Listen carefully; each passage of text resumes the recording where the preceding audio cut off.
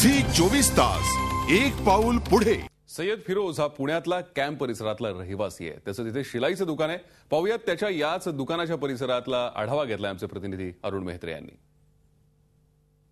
Option buy Firoz नावाची ही दुकान अचानकपणे चर्चेत आली आहे। दिल्ली पोलिसांनी जो खुलासा केलाय त्या खुलासानुसार पुण्यातील सय्यद फिरोज नावाच्या एका आरोपीला पुण्यातल्या बॉम्बस्फोट प्रकरणी अटक करण्यात आली आहे आणि त्याच सय्यद फिरोजचं हे दुकान आहे।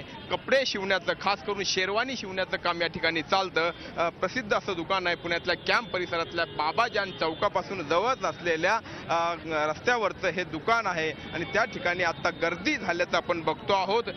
खरं तर पुण्यातले बॉम्बस्फोट जे 1 ऑगस्ट रोजी झाले होते, साखळी बॉम्बस्फोट हे होते आणि या साखळी बॉम्बस्फोटांमध्ये आज 3 आरोपींना दिल्ली पोलिसांनी अटक केली। त्या 3 पैकी एक आरोपी जो आहे तो सय्यद फिरोज आहे।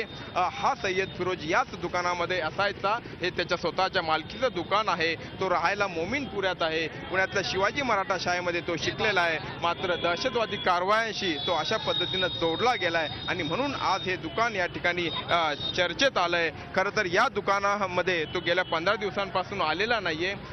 माल आणण्याच्या कामानिमित्त तो बाहेर गेला असल्याची माहिती इथले त्याचे दुकानाचे जे पार्टनर आहेत त्यांनी दिली आहे। अर्थात त्यांच्याकडे केवळ या संदर्भातली एवढीच माहिती आहे। आत्ता पोलिसांनी केलेल्या खुलाशानुसार पुण्यातल्या बॉम्बस्फोटांचे तार हे नक्कीच जोडले गेले आहेत हे स्पष्ट झालंय आणि त्याचाच एक भाग म्हणजे हे दुकान आहे जे फिरोजच्या मालकीचं आहे।